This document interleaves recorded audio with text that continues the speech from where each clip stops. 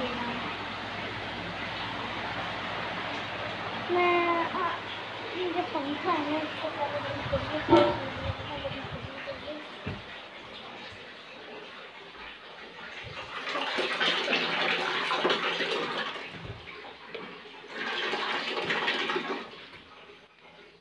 हाँ, अब सही आवाज़ आई होगी आपको।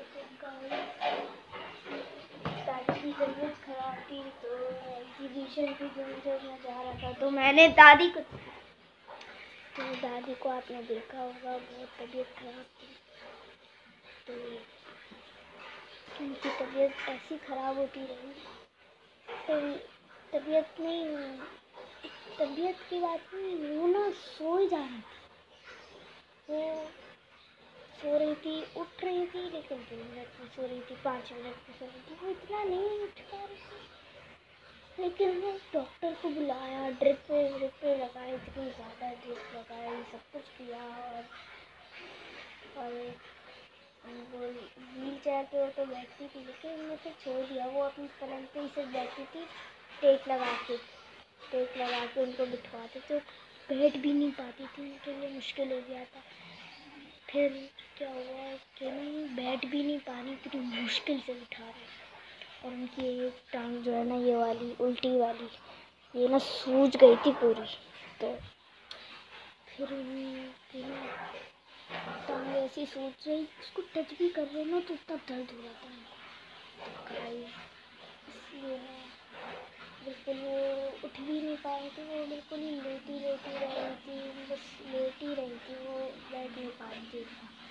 तो फिर क्या हुआ, दादी बिल्कुल ही ना जुमेरात या जुम्मे को ना वो बिल्कुल ही ना वो बस कुछ बोल ही नहीं रही, सुन पा रही, समझ पा रही, लेकिन कुछ बता नहीं रही, बिल्कुल बोल नहीं पा रही। फिर क्या हुआ, उनका सांस रुक गया, पता नहीं अचानक से हफ्ते के दिन उनका सांस रुक गया अचानक से। और इतना दुआएं की, सारे बच्चों ने तस्बीह पढ़ी, कुरान पढ़े। फिर दादी ने पुलाव भी बनवाया, तो लेकिन फुप्पो से शायद बनवाया पुलाव, लेकिन ना फिर क्या हुआ, पुलाव सब बच्चों ने खाया, इतना अच्छा हुआ, सबने दुआएं की थी। लेकिन क्या हुआ, दादी का इंतकाल हो गया हफ्ते की रात को 9 बजे।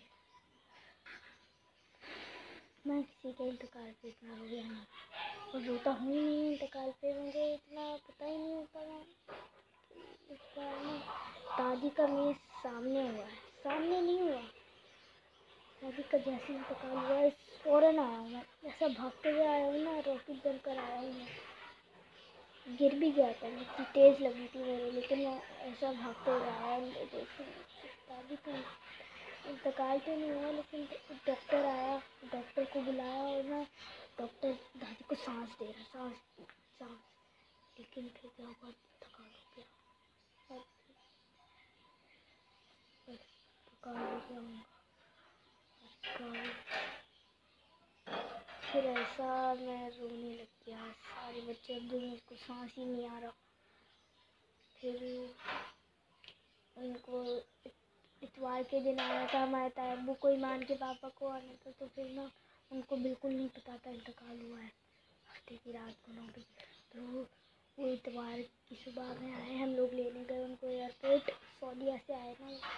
तो फिर उनको पता नहीं, वो पूछने लगी टैग क्यों है, कह रहे मेरे पापा ना कह रहे तुम इस कॉडी में ना क्यों जा रहा है, दादी इंता का।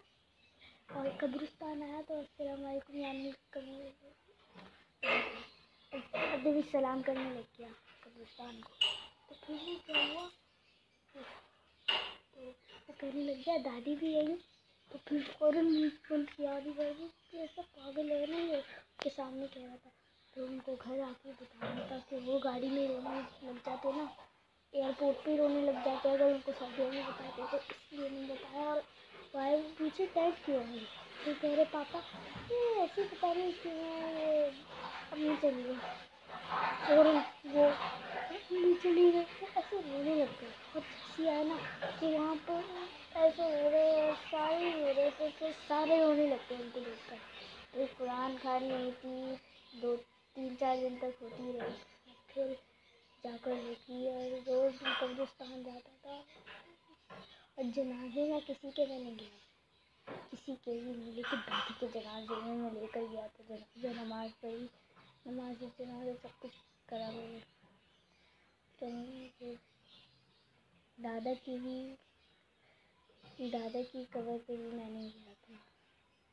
कब्र पे तो जाता था लेकिन उनका जनाजा लेकर नहीं जाता कि जब मैं छोटा सा था तो गाइस यही बताना था। तो गाइस अल्लाह हाफिज़। तुम लोग की मर्ज़ी है, तुम लोग को लाइक सब्सक्राइब जो करना करो। मैं नहीं कह रहा नहीं करो, लेकिन तुम्हारी मर्ज़ी है। जाओ।